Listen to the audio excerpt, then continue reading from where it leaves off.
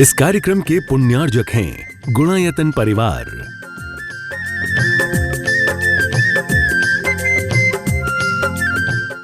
परम शांति विधायक श्री शांतिनाथ भगवान की जय। चिंतामणि श्री पार्श्वनाथ भगवान की जय। वर्तमान शासन नायक श्री महावीर भगवान की जय। 24 तीर्थंकर भगवंतों की जय। संत शिरोमणि 108 आचार्य गुरुवर श्री विद्यासागर जी महामुनिराज की जय। आचार्य श्री समय सागर जी महाराज की जय। गुणायतन प्रणेता शंका समाधान प्रवर्तक भावना युगजनक तरुणाई के प्रखर वक्ता पूज्य मुनिवर श्री प्रमाण सागर जी महाराज की जय। पूज्य मुनिवर श्री संधान सागर जी महाराज की जय। पूज्य मुनिवर श्री सार सागर समादर सागर रूप सागर जी महाराज की जय। आत्मविकास का दिव्य सदन, जैन सिद्धांतों की वैज्ञानिक प्रयोगशाला, जहाँ बोलेगा समोषण और जहाँ पंचायतन शैली में जिनालय का निर्माण हो रहा है, ऐसे गुणायतन से हम और आप टीवी चैनल का बहुचर्चित विश्वविख्यात शंका समाधान के कार्यक्रम में हम और आप अपनी शंकाओं का समाधान गुरुमुख से प्राप्त करें। उसके पूर्व Paras channel, Janvani channel, Adinath channel और प्रमाणिक ऐप के माध्यम से जो इस कार्यक्रम को देख और सुन रहे हैं उन सभी का और यहाँ पर उपस्थित समस्त श्रावक श्राविकाओं का गुणायतन और श्री शिवायतन परिवार हार्दिक अभिनंदन स्वागत करता है। आइए चलते हैं परम पूज्य मुनिवर के मुखाग्रह से हम और आप अपनी शंकाओं का समाधान प्राप्त करें। उसके पूर्व आज जिन्होंने गुणायतन से जुड़ने का अवसर प्राप्त किया है उनके नामों की घोषणा यहाँ से की जा रही है। मेरे पास एक नाम आया है, श्रीमान बिलास चंद जी, अभिषेक जी, संध्या जी, निधि जय, समस्त देवड़िया परिवार, मऊरानीपुर झांसी। इन्होंने स्वर्ण दान देकर अपने जीवन को स्वर्ण रूप प्रदान किया है। इसी क्रम में श्रीमान बहन जी, अंकित जी, सार्थक जी, सजावट हैंडलूम, कटरा बाजार, ललितपुर, इन्होंने रजत दान देकर अपने जीवन को रजत में बनाने का सौभाग्य प्राप्त किया है। और जिन्होंने गुणायतन में सूत्रधार के रूप में जुड़ने का अवसर प्राप्त किया है, श्रीमती सावित्री जैन, हैदराबाद, अगर हमारे बीच उपस्थित हैं तो वे आए परम पूज्य मुनिवर के श्री चरण नमन करते गुरुवंदना का सौभाग्य प्राप्त करेंगे। शायद हमारे बीच नहीं है, मैं चाहूँगा उनके भावों की अनुमति के लिए जोरदार ताली बजाकर उनका सम्मान करें।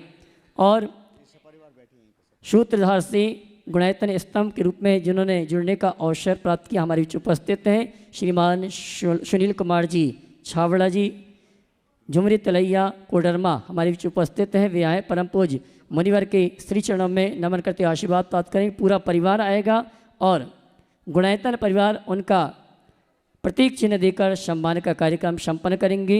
श्रीमान सुनील कुमार जी छावड़ा, झुमरी तलैया, कोडरमा, आइए जोरदार ताली बजाकर उनका सम्मान करें। उनके सम्मान के लिए आमंत्रित करूंगा श्रीमान बीरू भैया कोडरमा, वे आए और हमारे सम्मानी छावड़ा परिवार का गुणायतन। साथ में आमंत्रित करूंगा श्रीमान विनोद जी काला, वे भी आए। विनोद जी, किरण जी काला, गुणायतन के यशस्वी अध्यक्ष महोदय ये आएंगे, हमारे सम्मानी स्तंभ परिवार का। और इन्होंने अपने बेटे की सगाई के प्रसंग पर आज सूत्रधार से स्तंभ के रूप में जुड़ने का सौभाग्य प्राप्त किया है और इनके सम्मान के लिए आवाज दी हमारे गुणायतन के यशस्वी अध्यक्ष श्रीमान विनोद जी, किरण जी काला और साथ में वीरू भैया कोडरमा।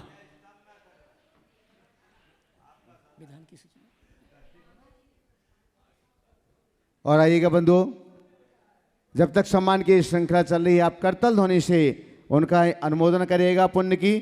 और आपके लिए बतला दें, आने वाले आषाढ़ मास के आस्थानिक महापर्व पर सिद्धों की आराधना का सौभाग्य आप सभी के लिए शाश्वत भूमि पर मिलने जा रहा है। और आइएगा बंधु, ये सौभाग्य है श्री सुनील कुमार जी स्तंभ से संस्थापक सदस्य के रूप में जुड़ रहे हैं, ट्रस्टी के रूप में जुड़ रहे हैं।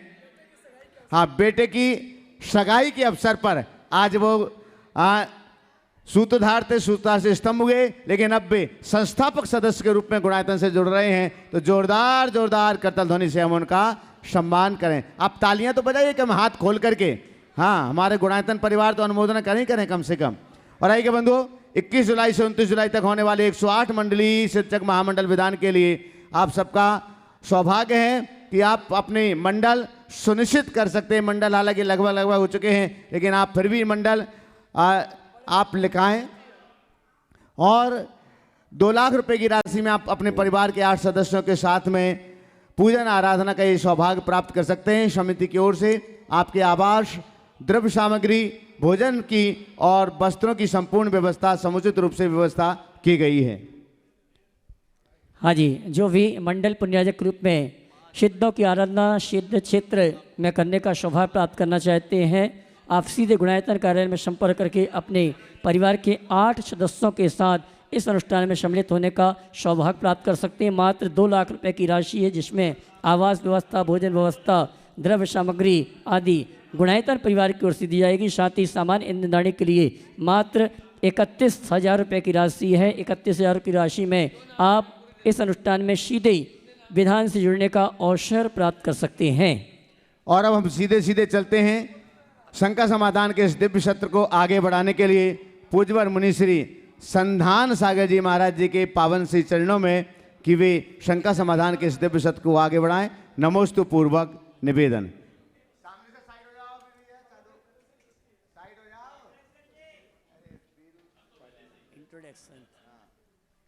चलते हैं गुरु चरणों में।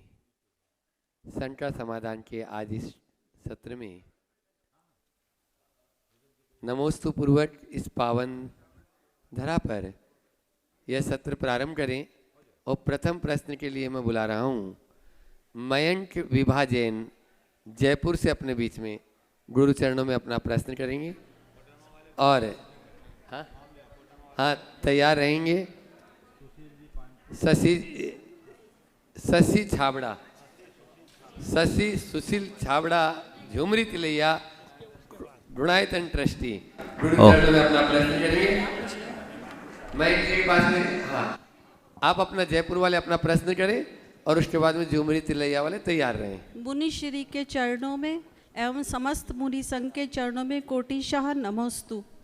मुनि श्री, मेरा प्रश्न है कि अंतर्मुखी होकर आत्म तत्व का एहसास करना और आत्मा का दर्शन करना क्या अलग अलग बातें हैं, या आज तक अनादिकाल से वर्तमान तक किसी ने आत्मा के स्वरूप का दर्शन किया है?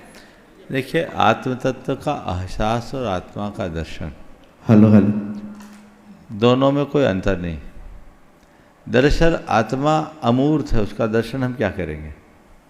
अनुभूति ही उसका दर्शन या अवलोकन है। ये शब्दों का फेर है। जब कभी भी हम आत्मावलोकन की बात करते हैं, आत्मदर्शन की बात करते हैं, तो एक प्रकार का आभास है, आभास है, और हमें ऐसा एहसास करने का प्रयास करना चाहिए। और ये तभी संभव होगा जब हम बाह्य संपर्कों से मुक्त होकर आत्मा का आत्मा के साथ केंद्रीकरण करें। ठीक है। गुरु चरणों में अपना प्रश्न करेंगे। और राज छाबड़ा जी अपने पूरे परिवार के साथ में आज बेटा बहू सबके साथ में यहाँ पर इस युग का सौभाग्य रहा कि इस युग में गुरुवर जन्मे हैं। अरे इस युग का सौभाग्य रहा कि इस युग में गुरुवर जन्मे हैं, और हम सब का सौभाग्य है हम गुरुवर के युग में जन्मे हैं, और हम सब का सौभाग्य है हम गुरुवर के युग में जन्मे हैं। एक दिन कलयुग भी सतयुग के नाम से जाना जाएगा। एक दिन कलयुग भी सतयुग के नाम से जाना जाएगा। गुरुवर प्रमाण सागर जी का नाम भगवान महावीर की श्रेणी में आएगा। गुरुवर प्रमाण सागर जी का नाम भगवान महावीर की श्रेणी में आएगा। बोले गुरुवर प्रमाण सागर जी महाराज जी की, बोले संधान सागर जी महाराज जी की, बोले मुनि संघ की।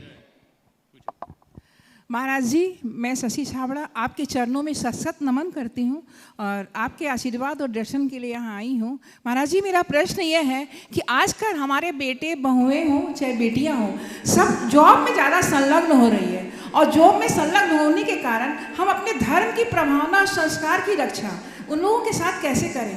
कुछ ऐसी हमने सुझाव दीजिए महाराज जी। नमस्ते। देखिए, बच्चे जॉब में जा क्यों रहे हैं? आपने उनकी पढ़ाई उस तरीके की कराई, शुरू से प्रेरणाएं उसको वैसी दी, तो लोगों की सोच वैसे बनते जा रही। हम तो अक्सर कहते हैं कि हमें जॉब करने की जगह जॉब प्रोवाइडर बनना चाहिए। जॉब में तो आजकल सबके लिए तलवार लटकी रहती है। अब तो एआई का युग आ गया है। धीरे धीरे लोगों के जॉब पर तो संकट बना ही हुआ है। कब किसके ऊपर तलवार चल जाए कहा नहीं जा सकता। तो मैं सभी युवकों से कहता हूँ, जॉब तभी करो जब तुम्हें उसकी ज़रूरत हो या तुम्हारे परिवार का कोई व्यावसायिक आधार न हो, व्यापारिक पृष्ठभूमि न हो। जिनका मजबूत आधार है, जिनकी अच्छी पृष्ठभूमि है, जो औरों को काम देने में समर्थ हो, दूसरों के यहाँ काम करे, अच्छी बात नहीं। और लोगों को इसके ऊपर विचार करना चाहिए। और मैं देख रहा हूँ कि बहुत सारे युवक और युवतियाँ इससे प्रेरित होकर के बदल भी रही है। तो मैं उन्हें सभी से कहूँगा, जॉब में तुम 100 मील से आगे नहीं चल पाओगे, लेकिन अपना काम करोगे तो तुम्हारे पास पूरा आसमान है, चाहे जितनी उड़ान भर सकते हो। इस बात को सदैव सबको ध्यान रखना चाहिए और उसी अनुरूप अपना कार्य करना चाहिए। ओ हाँ, सुशील हाँ। नमोस्तु गुरुवर, नमोस्तु गुरुवर। मंच पे आसीन सभी गुरुओं को मेरा नमोस्तु नमोस्तु नमोस्तु। गुरुवर, आज के इस भौतिक युग के अंदर में हम सभी परिग्रह की ओर मतलब बढ़ रहे हैं। कैसे हम धर्म की रक्षा किस तरह से करें इस युग में? देखिए, परिग्रह की ओर बढ़ रहे हैं, बढ़िए, पर परिग्रह को परिग्रह मत बनाइए, परिग्रह को संग्रह बना के रखिए। हमारे देश में ऐसे बहुत सारे धर्मात्मा लोग रहे हैं जिन्होंने विपुल धन का संग्रह किया, खूब जोड़ा, लेकिन जब मौका आया दिल खोल कर छोड़ा। हमाशा इसका उत्कृष्ट उदाहरण है। धन का संग्रह करना बुरा नहीं है, धन को संग्रहित रखना बुरा है।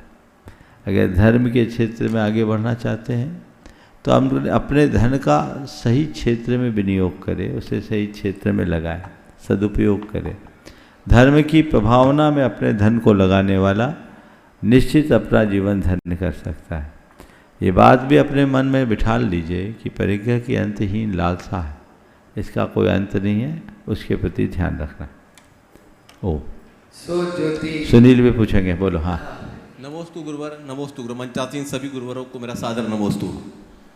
गुरुवर, मैं पिछले 6-7 साल से झुमरी त्रिया श्री दिगंबर जन विद्यालय का संयोजक बना हुआ हूँ और मेरे ही कार्यकाल में भव्य विशाल बिल्डिंग का निर्माण हुआ और निरंतर मैं अपनी सेवा वहाँ देते रहता हूँ। और मेरा यह प्रयास रहता है कि वहाँ पर किसी समय बच्चे बहुत कम थे और आज लगभग 600 बच्चे सर्वधर्म के पढ़ते हैं, सभी धर्म के बच्चे पढ़ते हैं।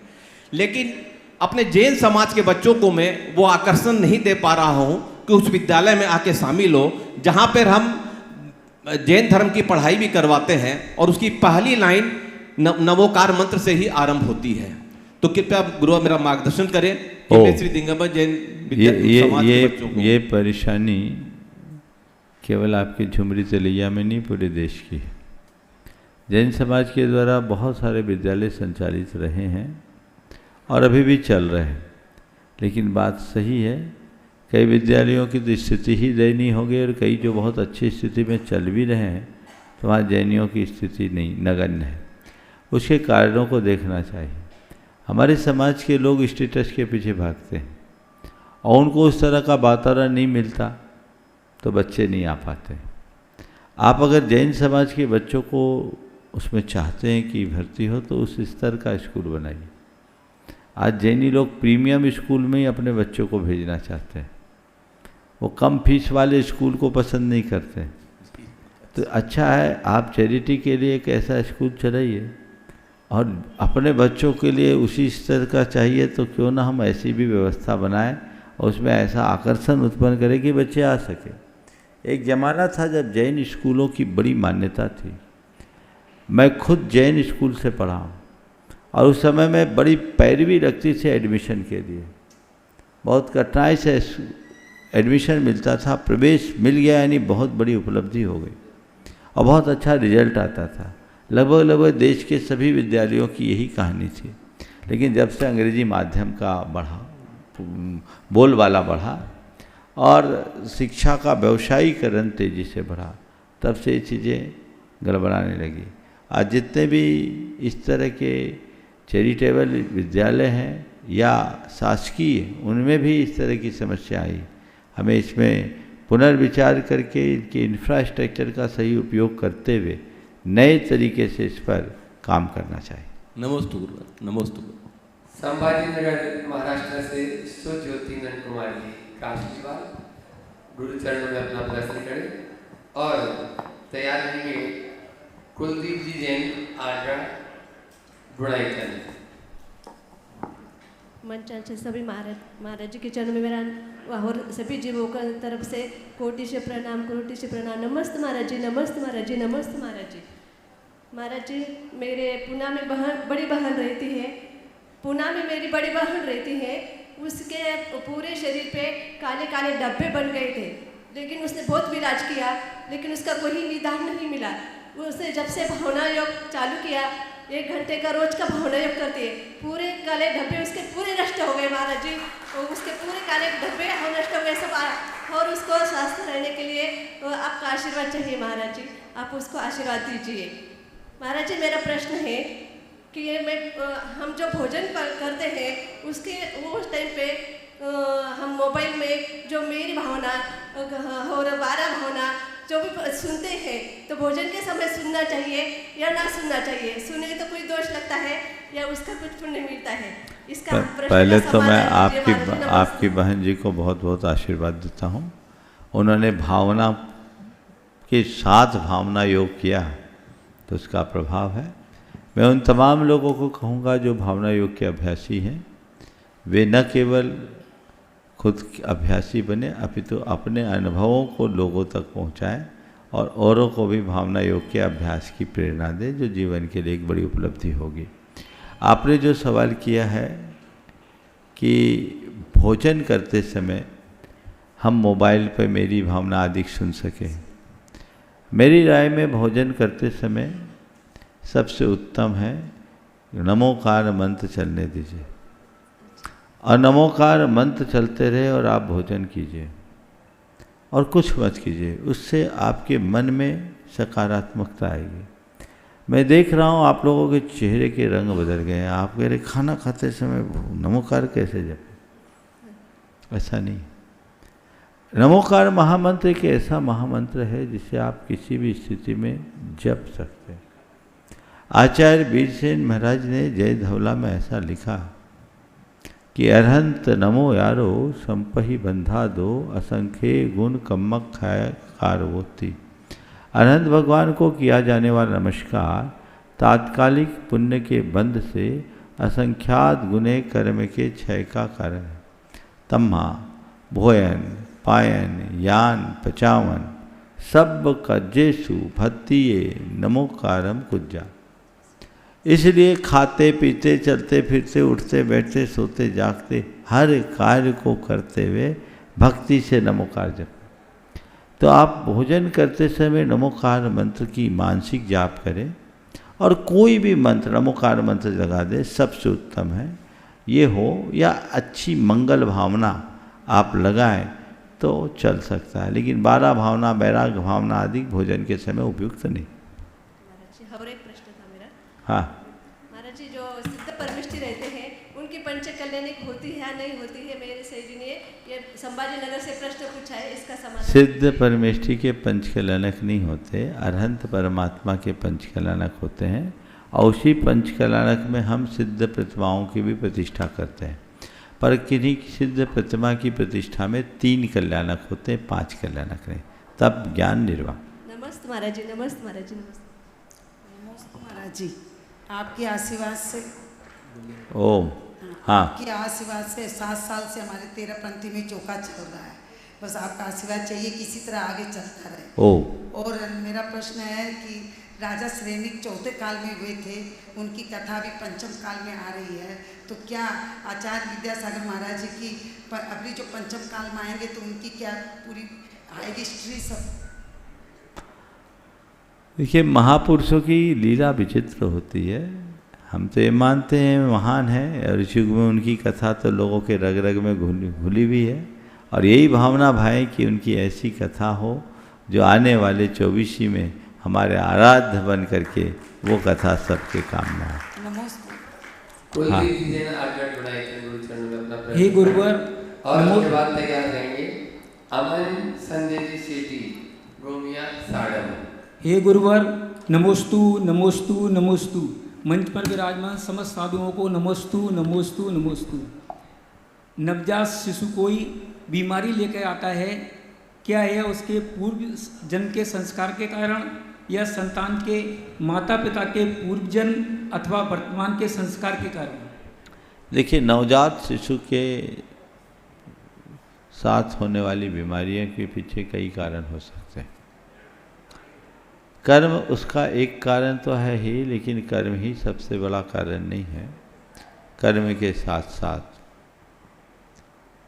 जेनेटिक कारण भी होते हैं जो उसमें निमित्त बनते हैं। माता पिता के रहन सहन का भी असर पड़ता है, वातावरण का भी इसमें असर पड़ सकता है। अगर परिवेश अच्छा हो, माँ अगर सजग और सावधान हो तो बड़ी बड़ी बीमारियों से मुक्त हो सकती है। मैं आपको ऐसे अनेक उदाहरण बता सकता हूँ जिसमें डॉक्टरों ने कहा कि बच्चे की हार्ट बीट नहीं है, उसका अबॉर्शन करा लिया जाए। कई बार ऐसा कहा गया कि बच्चे की रीढ़ की हड्डी नहीं बनी है, उसका अबॉर्शन करा ले। नाक की हड्डी नहीं बनी है, अबॉर्शन करा ले। कई ऐसे कि बच्चा विकृत हो गया, अबॉर्शन करा ले। और माँओं ने भावना योग किया, आज बच्चा स्वस्थ होकर के जी रहा है, अपना जीवन बिता रहा है। ऐसे एक दो नहीं, अनेक उदाहरण इसी मंच से प्रकट हुए। अगर हम केवल कर्म की बात सुनते और डॉक्टरों की बात मान लेते तो उन्हें पेट से परलोक पहुंचा दिया गया होता। लेकिन हमने अच्छा पुरुषार्थ किया तो आज वो स्वस्थ और सुखी जीवन जी रहे हैं। तो ये सब चीज़ें केवल कर्म के अधीन नहीं है, बहुत सारी चीज़ें हमारे खुद की सोच पर भी निर्भर करती है, हमारे वातावरण पर भी निर्भर करती है, उसे हमें अपनाना चाहिए। नमस्ते। अमन जी, संजय जी सेठी, गोमिया साड़म गुरु चरणों में अपना प्रश्न करेंगे। और आज अपने बीच में गुणायतन के यशस्वी अध्यक्ष विनोद जी, किरण जी काला सपत्नी के यहाँ पर किरण जी भी हैं, वे अपना प्रश्न गुरु चरणों में यहाँ करेंगे। नमोस्तु महाराज जी। मेरा प्रश्न है, दर्पण में मुख और संसार में सुख दिखता तो है पर होता नहीं है, तो जीवन का वास्तविक सुख क्या है? बहुत अच्छा वाक्य है। दर्पण में मुख और संसार में सुख दिखता तो है पर होता नहीं है। आपने पूछा है वास्तविक सुख क्या है। तो जैसे दर्पण में हम मुख देखते हैं तो देखते हैं कि मुख वहाँ दिख रहा है, पर हमें पता रहता मुख भीतर है। ऐसे ही संसार का सुख दिखे, पर देखते समय ये देख लो कि दिख वहाँ रहा है पर है यहाँ। बस समझ गए, इतनी समझ अपने अंदर विकसित कर लो कि असल सुख भीतर है, तो सारी व्यथा खत्म हो जाए। नमोस्तु महाराज। आप लोग तालियों से स्वागत करें जो अहद इस गुरु के सपनों को बहुत ऊंचा और आप लोगों को जल्दी, वह जो पूरा विश्व चाहता है कि जल्दी से पंच कल्याण को वह भावनाएं प्रतिदिन भा रहे हैं और अपना भावनाएं निरंतर कर रहे हैं। ऐसे गुणायतन के अध्यक्ष विनोद जी, किरण जी काला, जोरदार तालियों से उनका स्वागत। और वे अपना प्रश्न गुरु चरणों में यहाँ पर उपस्थित कर रहे हैं। और उसके बाद में तैयार रहेंगे अनिमेश जी गोमिया। नमोस्तु गुरुवर। महाराज श्री, ये जो व्रत, उपवास, पूजा पाठ, धार्मिक क्रियाएं हम अक्सर सभी करते ही रहते हैं, पर फिर भी मन में एक ऐसी अनोखी जो शांति हमें चाहिए वो हमें प्राप्त नहीं होती। लगता है हमारा लक्ष्य अभी और कुछ दूर है, हम इस जन्म में ऐसा कुछ कर लें जो हमारा अगला भाव या ये भाव भी शांतिपूर्ण तरीके से बिताने में हमें सहायक रहे। तो महाराज श्री, ऐसा कौन सा रास्ता है, जानते हुए, मानते हुए, समझते हुए भी हम उन रास्तों पे आगे बढ़ते नहीं हैं और उन्हें अपनाते नहीं हैं? तो हमारी क्या कमी या हमारा कौन सा ऐसा पुरुषार्थ या ऐसा कौन सा कर्म है कि हम चाहें और वो काम न करें? न जाने वो बात अलग है, पर चाहते हुए भी जब हम नहीं कर पाते हैं तो इसके लिए आप क्या हमें सजेस्ट करेंगे या क्या उपाय बताएंगे? बहुत अच्छा भाव आपने प्रकट किया। सबसे पहले तो हमें चीज़ों को समझना है। व्रत, उपवास और धार्मिक क्रियाएं असल में धर्म नहीं है, ये सब अधर्म से बचने के माध्यम है। अधर्म से बचने के लिए हम व्रत उपवास करते हैं, अधर्म से बचने के लिए हम धार्मिक क्रियाएं करते हैं। ये क्रियाएं हमें अधर्म से तो बचा लेती, जितनी देर हम इन क्रियाओं में संलग्न रहते हैं उतनी देर ही अलग वातावरण निर्मित हो जाता है, भीतर भी और बाहर भी। लेकिन इसमें पूरी तरह संतुष्ट होने की आवश्यकता नहीं। इन क्रियाओं को करते हुए अभी हमने धर्म की शुरुआत नहीं की। अंदर की जो संतुष्टि होगी वो धर्म से होगी। और धर्म है क्या? मोह और क्षोभ से रहित आत्मा का शांत प्रसन्न परिणाम, जो प्रवृत्ति से निर्वृत्ति की ओर बढ़ने पर होता है। हम धार्मिक क्रियाओं में जितना रस लेते हैं बहुत अच्छी बात है, लेना चाहिए।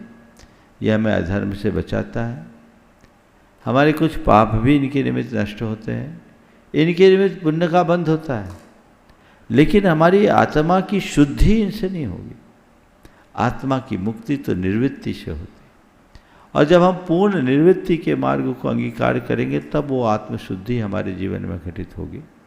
तो उसके लिए उत्साह होना चाहिए, लेकिन उसमें बाधा है। और बाधा क्या है? हमारे मन का प्रमाद और कर्म का योग। कर्म हम पर हावी है, कर्म की ताकत बड़ी है, कर्म का योग प्रबल होता है तो हमें आगे नहीं बढ़ने देता। लेकिन कर्म से ज़्यादा कहीं हमारे अंदर का प्रमाद भी कारण बन जाता है। अंदर के प्रमाद को मनुष्य जो जो जीतता है, उसके भीतर का वैराग्य जो जो प्रखर होता है, उसका जीवन उतना निखरता जाता है। तो दोनों चीज़ों को साथ साथ लेकर के चलने से जीवन की दिशा और दशा परिवर्तित हो सकती है। भावना भाई, वे लोग बहुत भाग्यशाली हैं जो धार्मिक क्रियाएं करते हैं, व्रत उपवास आदि करते हैं। उनकी व्रत उपवास और अन्य धार्मिक क्रियाएं निरर्थक नहीं है, पर उसी में संतुष्ट होना सार्थक नहीं है। आगे बढ़ना है, लक्ष्य ये रखे मेरी प्रवृत्ति धर्ममय हो, पर धीरे धीरे मैं निर्वृत्ति की ओर बढ़ूं, ये लक्ष्य बने। हाँ, नमस्ते महाराज। अपनी बात। माशी, यहाँ पर मेरे को आना पड़ेगा उधर ही। माशी आ जाइए, आ जाइए, जोश तो यहीं आएगा। मैं वही चाह रहा था।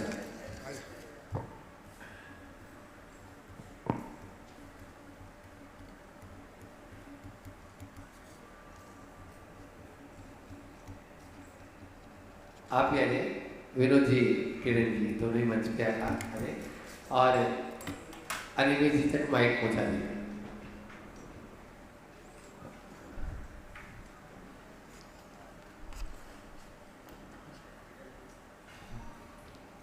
बोलिए संत शिरोमणि आचार्य श्री विद्यासागर जी महाराज की, बोलिए परम पूज्य आचार्य श्री समय सागर जी महाराज की, बोलिए परम पूज्य मुनि श्री प्रमाण सागर जी महाराज की, परम पूज्य मुनि श्री संदान सागर जी महाराज की, समस्त मुनि संघ की। भाइयों बहनों, मुझे ये कहते हुए बड़ा हर्ष हो रहा है कि जिस लक्ष्य की ओर हम लोग दौड़ रहे हैं, भाग रहे हैं, इतने दिनों से भाग रहे थे, वो लगता है वो लक्ष्य हमारे करीब आ रहा है, आ गया है।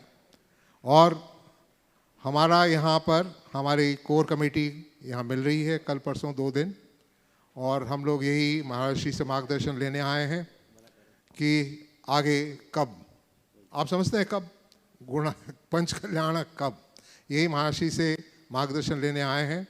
पर आप यकीन मानिए कि समय अब लग रहा है, जैसा महसूस हो रहा है कि सारे काम पूरे हो गए, महर्षि आ गए हैं, महर्षि वापस शिखर जी पहुँच गए हैं, और अब ये नज़दीक ये हमारा जो लक्ष्य है जल्दी सफल होने वाला है, पूर्ण होने वाला है। तो मैं आप सब से 1-2 चीज़ बातें कहना चाहूँगा कि पंच कल्याणक में हमें आपसे भी आपके जुड़ने की बहुत ज़रूरत है। आपसे क्या हम चाहते हैं? हम चाहते हैं कि हमारी एक यूथ विंग हो, हमारी एक लेडीज़ विंग हो, और वो भी शामिल हो हर कार्य में, इस कार्य में आगे बढ़ें, हमें सहायक दें, वॉलंटियर्स बने। हमें बहुत लोगों की ज़रूरत है जो कि पंच कल्याणक में हमारा साथ देंगे, और हमारा साथ देंगे माने अपना साथ देंगे, क्योंकि ये अपना गुणायतन है और पंच कल्याणक हमारा खुद का कल्याण पंच कल्याणक है। तो हम चाहते हैं जिनकी भी ये इच्छा हो, जिनकी लगन है, और जो रिस्पॉन्सिबिलिटी लेना चाहते हैं, उन्हें रिस्पॉन्सिबिलिटी को लगता है कि ऐसे रिस्पॉन्सिबिलिटी करके कुछ उन्हें अच्छा कार्य करेंगे, तो आप प्लीज़ अपना जिक्र हमारे यहाँ पर गुणायतन में करें, बताएं, हमारे सुभाष जी CEO साहब को बताएं और हमारे कई हैं संपर्क सूत्र, उनको बताएं। तो मैं आपसे ये ज़रूरी आपसे एक निवेदन करता हूँ, करबद्ध निवेदन करता हूँ, आइए जुड़िए और जोड़िए। और एक और बात, हमें इतने दिनों तक फंड्स की, फाइनेंस की शायद इतनी ज़रूरत नहीं थी, पर अब ज़रूरत है। तो जिनका भी कुछ भी, जिन्होंने बोली ली हो या जिन्होंने कोई की शांति धारा की और कोई भी बोली ली हो, या उन्होंने कहा कि मैं ये पदवी लेना चाहता हूँ, मैं ट्रस्टी बनना चाहता हूँ, वगैरह वगैरह वगैरह, तो आपका कुछ भी देन लेन अगर कुछ बाकी है, इस समय आ गया है, देर न कीजिएगा। अब निर्माल्य को, उसको निर्माल्य न बनने दें, उसे काम में लगाएं और हमें तुरंत जल्द से जल्द वापस यहाँ पर भिजवाएं, ताकि आपकी राशि इस गुणायतन के निर्माण में, इस गुणायतन के पंच कल्याणक में एकदम एक हमें सहारा बने और ये काम जल्द से जल्द हम कर पाएं। हम चाहते हैं ये ऐतिहासिक पंच कल्याणक हो, हम सभी चाहते हैं, आप सब भी चाहते होंगे, और हमें आशा है, पूरी आशा है कि आपके सपोर्ट से ये पंच कल्याणक ऐतिहासिक का पंच कल्याणक होगा, ऐतिहासिक पंच कल्याणक होगा। जय जिनेंद्र, बोलो ना, जय जिनेंद्र। एक बार जोरदार ताली विनोद जी के लिए। और उसके बाद में अनिमेश भाई अपना प्रश्न करें और तैयार रहेंगे। जिनका प्रश्न हमेशा रोज रह जाता है, आज पहले उनको ले लेते हैं। ब्रह्मचारिणी सुनीता दीदी बांसा, शिरोमणि संरक्षक गुणायतन। गुरुदेव के चरणों में नमोस्तु नमोस्तु नमोस्तु, सभी महाराज जी के चरणों में नमोस्तु नमोस्तु नमोस्तु। गुरुदेव, दिल्ली से एक बहुत दर्दनाक घटना सुनने में आ रही है, जहां 9 लोगों की मृत्यु हो गई एसी में ब्लास्ट से। तो महाराज जी, इसमें एक बहुत मुख्य कारण ये भी देखने के लिए आ रहा है कि लोग बाहर नहीं निकल पाए क्योंकि उनके घरों में इलेक्ट्रॉनिक ऑटोमेटिक डोर्स लगे हुए थे। तो महाराज जी, ये जो हाईटेक टेक्नोलॉजी आजकल हम यूज़ कर रहे हैं, ये हमारे सुविधा के लिए है या यही हमारा विनाश का कारण बनते जा रहे हैं? नमोस्तु गुरुदेव। आपने जो घटना अभी बताई है, बहुत ही दर्दनाक खौफनाक घटना है। सुन करके ही सिहरन से उत्पन्न होती है। एक परिवार के 9 सदस्यों का एक साथ जिंदा जल जाना, ये बहुत ही लोमहर्षक घटना है। पहले तो मैं उस पूरे परिवार के जितने भी सदस्य, उनकी आत्मा की शांति की भावना भाता हूँ और आप सबसे भी कहता हूँ ऐसी भावना भाए, और परिवार के शेष लोगों को इस भाव से आशीर्वाद देता हूँ कि वे अपने मन के धैर्य को बनाए रखें। लेकिन ये सब घटनाएं समीक्षी हैं। सुविधाओं के नाम पर लोग मौत का सामान इकट्ठा कर रहे हैं। आज से कुछ दिन पूर्व इंदौर में भी ऐसी घटना घटी थी। उससे पहले एक बस में आग लगने से भी बहुत सारे लोग जिंदा जले थे। तब मेरे सामने एक सवाल आया था और मैंने कहा था कि लोगों को इलेक्ट्रॉनिक लॉक से बचना चाहिए। सिस्टम सब खत्म हो जाता है, चाह करके भी नहीं निकलते, शॉर्ट सर्किट होती है, लाइट चले जाती है। अब क्या है, वो आपका घर आपके लिए कब्र बन गया। ऐसे चीज़ों को लगाने की ज़रूरत क्या है? मैं सभी भक्तों से कहना चाहूँगा, थोड़ा जागरूक होइए। आधुनिकता के नाम पर ऐसी चीज़ों का इस्तेमाल करने से बचिए। अब क्या हो गया बताइए? वो परिवार चला गया, लौट कर आएगा? 9 लोगों का जिंदा जलकर मर जाना, आप कल्पना कर सकते हैं? चीज़ें लगाते समय महंगी महंगी चीज़ें लगाते हैं लोग सुविधाओं के नाम पर अब इसका हल क्या है? जो घटना घट गई उसकी पूर्ति नहीं हो सकती, लेकिन इससे सीख तो लेना चाहिए। मैं सभी से कहता हूं, जिनके जिनके घर में इस तरह के लॉक्स लगे हैं, हटा दो। ये लॉक तुम्हारी रक्षा भी नहीं करने वाले। जिस दिन चोरी चमारी होना है सब हो जाएगा, बचने वाले नहीं है। एक ने कहा महाराज लोग सोचते अभी चाबी का गुच्छा लेके कौन घूमे इससे बचने के लिए, लेकिन अब क्या होगा बोलो, इसका क्या जवाब है? हर घर के सदस्य को इस पर गंभीरता से विचार करना चाहिए और इस तरह की चीज़ों के अनुकरण की प्रवृत्ति से बचना चाहिए। आप अपना घर मकान बनाए, आप दूसरा जो हमारा ट्रेडिशनल लॉक है वो लगाए ना, या और कोई दूसरा उसका विकल्प तलाशिए। लेकिन ये तो पूरा आपके घर को घर कहाँ बचने दिया, घर तो शमशान बन गया, वहीं दफना दिया, दफन गए। ये चीज़ें ठीक नहीं है। सभी लोगों को इस पर गंभीरता से विचार करना चाहिए। मुझे पूरे घटना का विवरण पता नहीं, लेकिन इसी युवक ने जब मुझे बताया तो मैंने कहा पुनः समाज के बीच ये बात आनी चाहिए। आप लोगों की बड़ी विचित्रता है कि आप लोग सुनते हैं और सुनने के बाद जानते हुए भी चीज़ों को अपनाते नहीं। अगर ये सब बातें सुनने के बाद तत्काल इन पर विचार करें और अपनाएं तो ऐसी घटनाएं नहीं होगी। कई लोगों का ख्याल है जो होना होगा सो होगा, तो फिर भैया ठीक है, जो होना होगा सो होगा, तो कभी भी कुछ भी हो सकता, फिर तुम्हारा क्या होगा भगवान ही जाने। ऐसा करके अपने जीवन के साथ खिलवाड़ मत करो। मौत का सामान साथ में लेकर चलने वाला मनुष्य ज़्यादा दिन तक सलामत नहीं रह सकता।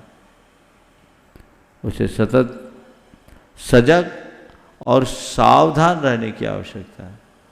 इसलिए इस सवाल के माध्यम से मैं सबको यह संदेश देना चाहता हूँ, सुविधाएं अपनाइए, लग्जरी आपको चाहिए अपनाइए, लेकिन ऐसी चीज़ों से बचिए जो आपकी ही जान को खतरा बन जाए।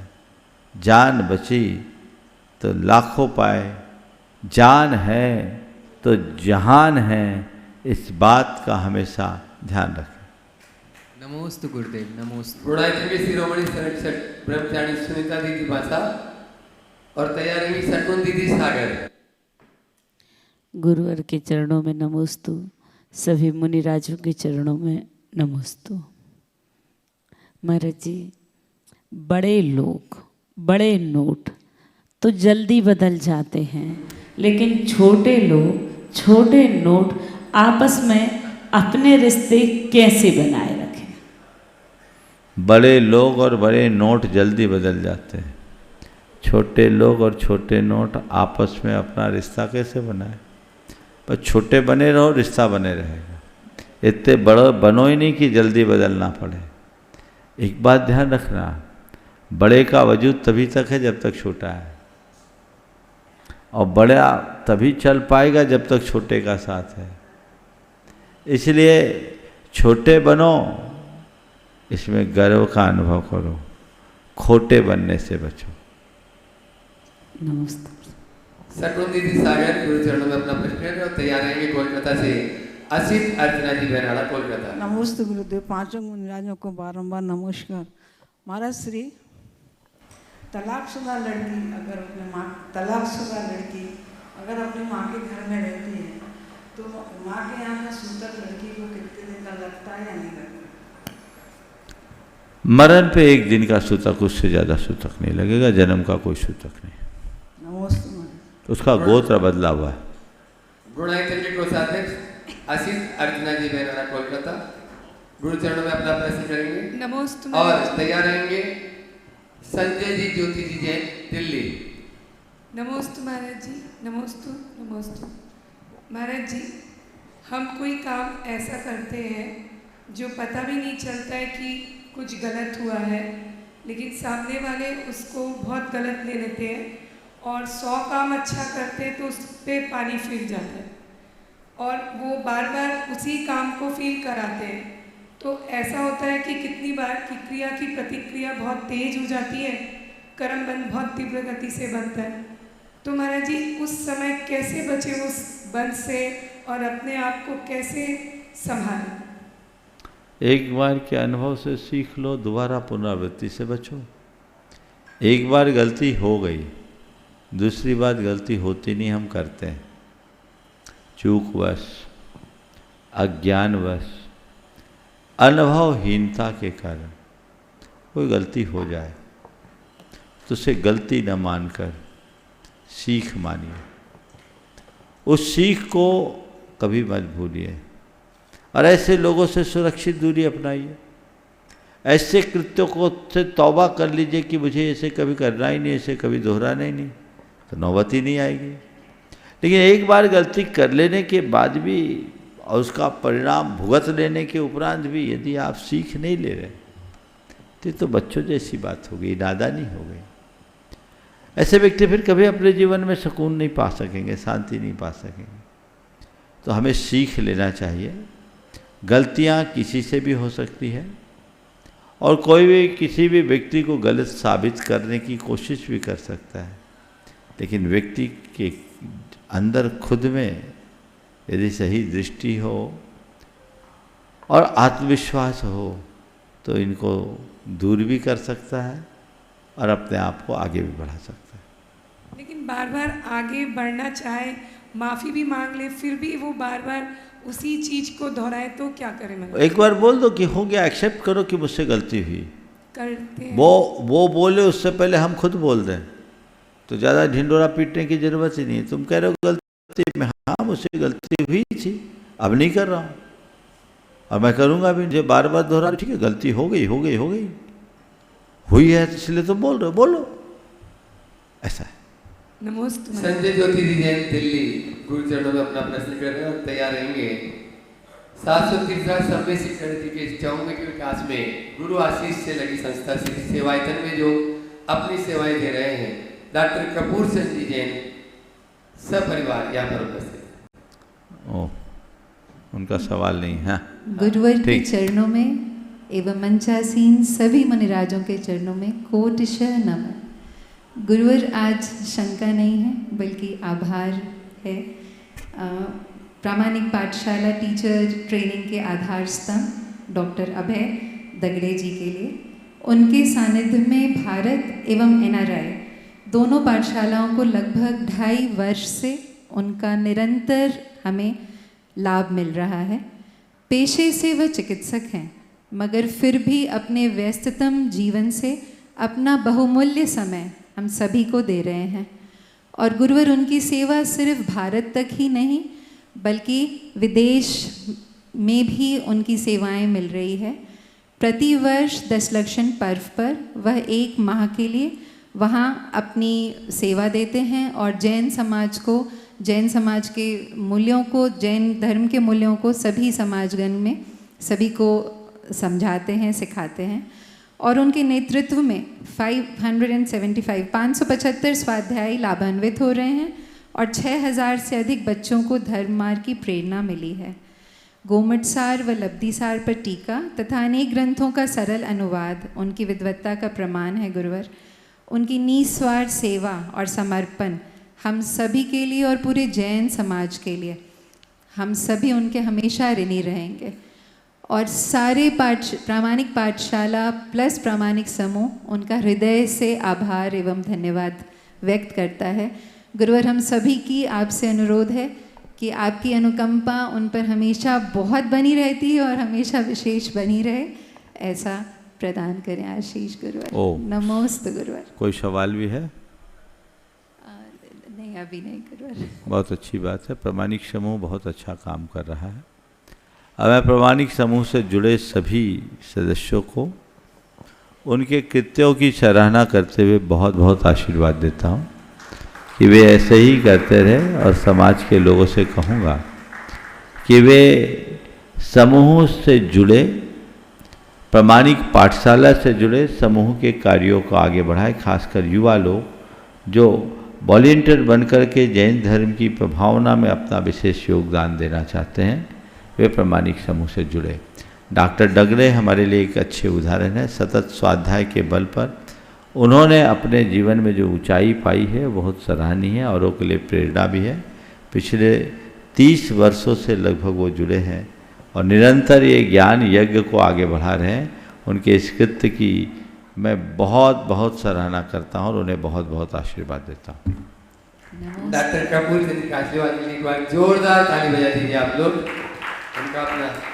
और संजय जी कासलीवाल कोलकाता से गुरु चरणों में अपना प्रश्न कर रहे हैं।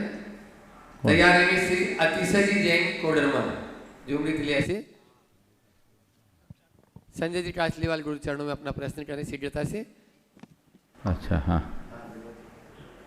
बोलो संजय जी पहले। नमस्ते महाराज जी। मेरा जो प्रश्न था वो किरण बाबी जी ने बोल दिया, वही प्रश्न था मेरा। चलो बहुत बहुत चलिए। अतिशय जी जैन कोडरमा गुरु चरणों में अपना प्रश्न कर रहे हैं। और तैयार रहेंगी आराधना दीदी गुना। नमोस्तु महाराष्ट्री। महाराष्ट्री मेरी ये शंका है कि क्या हम अपने कर्मों को बदल सकते हैं या सब कुछ भाग्य में पहले से ही लिखा हुआ है? कृपया हमें मार्गदर्शन करें। मेरे भाग्य में क्या लिखा है तो मुझे पता नहीं। मुझे क्या करना है इसका मुझे पता होना चाहिए। और जो व्यक्ति अपने लक्ष्य को सामने रखता है उसके कर्म बदलते हैं। भाग्य के भरोसे बैठने वाला मनुष्य अपने जीवन में कुछ भी हासिल नहीं कर सकता, पर सतत पुरुषार्थ करने वाला व्यक्ति अपना अच्छा भाग्य लिख सकता है। इसलिए भाग्य के भरोसे मत बैठो, अच्छा कर्म। ब्रह्मचारी आराधना दीदी गुना गुरु चरणों में अपना प्रश्न कर रही हैं और उसके बाद में तैयार रहेंगे ब्रह्मचारी सविता दीदी बासा।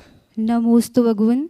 बहुत बहुत शुभकामनाएं, बहुत बहुत बधाई। देश और विदेश में आपके कर कमलों से लाखों जिनबिंब प्रतिष्ठित हों और हम सब लोग उसके अपने साक्षात आँखों से देख सकें। प्रश्न ये है कि चलना तो अच्छा है नहीं और पद विहार ही अगर किया जाए तो सर्वोत्तम होता है, किंतु सब लोग इसमें सक्षम नहीं हैं। तो कौन सा ऐसा माध्यम है, मतलब सड़क पर बस या रेलगाड़ी या हवाई यात्रा या पानी का जहाज, जिसमें कम से कम जीव हिंसा होती हो? देखिए, जब आप चलो तो सबसे अच्छा तो यही कि पैदल चलो, पर यदि वाहन का प्रयोग करना ही पड़े तो आप एक विवेक रखो। जो वाहन सार्वजनिक रूप से चल रहे हैं, निर्धारित मार्ग से चल रहे हैं, उसमें सम्मिलित हो। जैसे ट्रेन को तो चलना ही है, वो अपनी गति से चलेगी। हम बैठे तो नहीं बैठे तो हम ट्रेन का प्रयोग करें। इसी तरह सार्वजनिक वाहन चल रहे हैं, अपनी गति से चल रहे हैं, हम उसमें शामिल हो गए तो वो केवल हमारे निमित्त से नहीं चले, लेकिन किसी कार्य के लिए आप निजी वाहन का इस्तेमाल कर रहे हैं तो उससे होने वाली प्रत्यक्ष अप्रत्यक्ष सारी हिंसा केवल आपके खाते की है। इसलिए बहुत सारे विवेकी लोग प्राइवेट व्हीकल्स को अवॉइड करते हैं। एक सज्जन जब वो व्रती बने तो उन्होंने तो घर में कह दिया कि मैं कभी किसी को कहूँगा नहीं कि मुझे कहीं जाना है, तुम जा रहे हो हमसे निवेदन करोगे चले जाएंगे। जितना प्रैक्टिकल हो सके करें, और जितने छोटे वाहन से यात्रा करो उतनी ज़्यादा सुरक्षा भी है। साइकिल से गिरोगे तो हाथ पांव छिलेंगे, मोटरसाइकिल से दुर्घटना घटेंगे, हाथ पांव टूटेंगे, और कार दुर्घटना में गिरो तो हो सकता है अस्पताल में लंबे समय तक रहना पड़े, और प्लेन क्रैश में जाओ तो अंतिम संस्कार की भी ज़रूरत नहीं पड़े।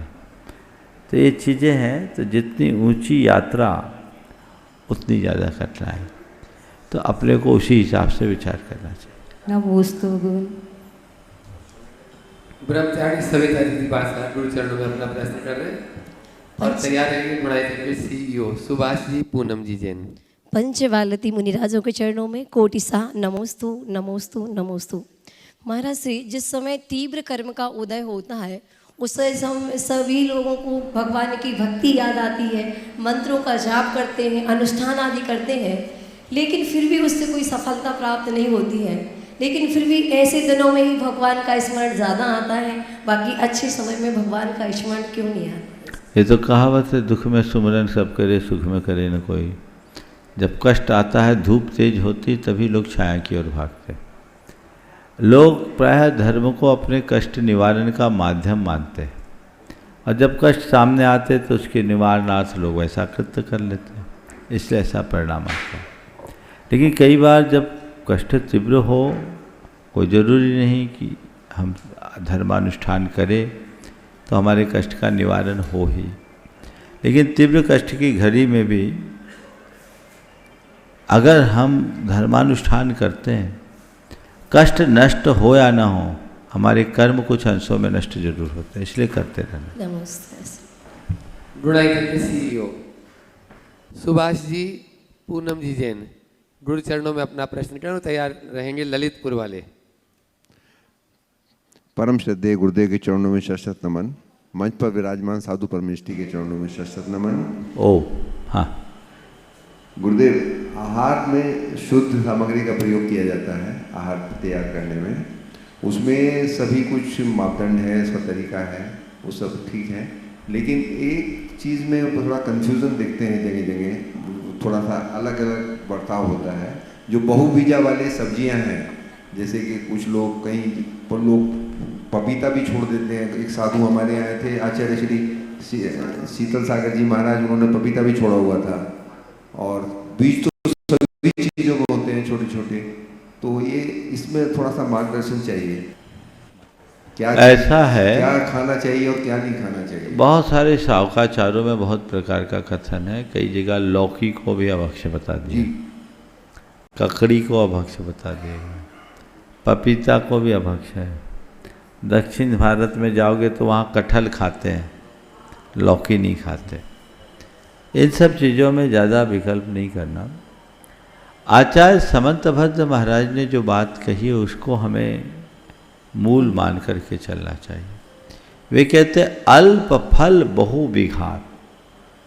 ऐसी किसी वनस्पति जिसमें आपको फल अल्प मिले और घात ज़्यादा हो, वेस्टेज ज़्यादा हो। अच्छा। अब ऐसे बीज वाले पदार्थ जिसमें बीज ही बीज है, जान कुछ है ही नहीं और उसका उपभोग भी नहीं कर सकते, उनका बहुबीजा के रूप में लोगों ने बाद में कर दिया। कई लोग टमाटर, अमरूद, पपीता, खीरा, ककड़ी, तरबूज नहीं खाते, सब बंद। तो फिर खाओगे क्या? तो अल्प फल और बहुविघात से बचे। पपीता, उसके बीज का वजन बहुत थोड़ा होता है और दल का वजन ज़्यादा, लेने में हानि नहीं।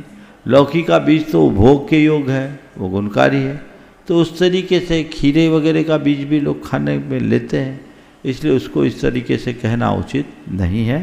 जो हमारी परंपरागत व्यवस्था उसी के अनुरूप चले, कोई ना ले ये अच्छी बात है, लेकिन उसे अखाद्य कहे ये गलत बात। नमस्ते। अपने बीच में श्री महेंद्र जी चौधरी, श्वेता जी चौधरी, सार्थक चौधरी, सजावट हैंडलूम ललितपुर, श्री बिलास चंद जी, अभिषेक जी, संध्या जी जैन, मऊरानीपुर झांसी, ये पूरा परिवार है। इन्होंने डुणाइतन में विशेष सहयोग दिया है। मैं चाहूँगा डुणाइतन के अध्यक्ष, इन्होंने 1.25 किलो चांदी और 5 ग्राम सोना इन्होंने दिया है। मैं चाहूँगा डुणाइतन के अध्यक्ष से सपत्नी यहाँ पर उपस्थित हैं, विनोद जी, किरण जी काला, वे उनको स्मृति चिन्ह देते हुए डुणाइतन का और स्वागत। आप लोग भी कंजूसी क्यों कर रहे हैं? चांदी तो बहुत महंगी हो रही है। ताली जोरदार बजाएं। सुभाष जी CEO साथ में वे भी रहेंगे। हेलो। और मैं चाहूँगा समय कम बचा, इसलिए श्वेता जी शायद प्रश्न करना चाह रही थी, माइक वहाँ तक पहुँचाएं, शीघ्रता से वे अपना प्रश्न भी बोलेंगे। नमोस्तु भगवान, नमोस्तु नमोस्तु। भगवान, मेरी शंका का समाधान तो आप तभी कर देते हैं जब मेरे मन में कोई भी गलत विचार आता है, आपका नाम लेती हूँ और सारी शंकाएं समाधान हो जाती हैं मेरी। फिर भी गुरुदेव, मैं एक छोटी सी भावना योग का बताना चाहूँगी कि मैं और मेरे ससुर जी, मेरा पूरा परिवार साथ में सामूहिक भावना योग करते हैं। मेरे पापा जी बहुत बड़ी बीमारियों से ग्रसित हैं, लेकिन जब उनको पता चला कि मुझे इस टाइप की बीमारी है तो वो जंग जीत गए, क्योंकि वो भावना योग शुरू से करते आए। जिस दिन से भी प्रचार प्रसार हुआ उसी दिन से वो हेल्थ फॉर इंदौर भावना योग करते हैं स्वास्थ्य के लिए, और बड़ी बड़ी बीमारियों से जंग लड़ रहे हैं। और गुरुदेव अगर आपका आशीर्वाद मेरे ऊपर रहा तो वो जंग जीत जाएंगे, मुझे पूरा विश्वास है।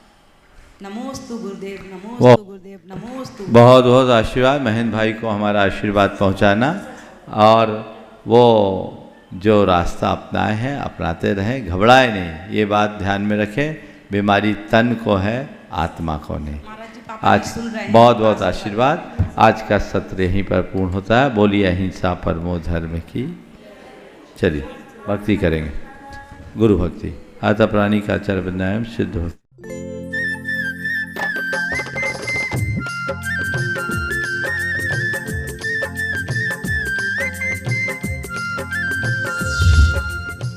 इस कार्यक्रम के पुण्यार्जक हैं गुणायतन परिवार।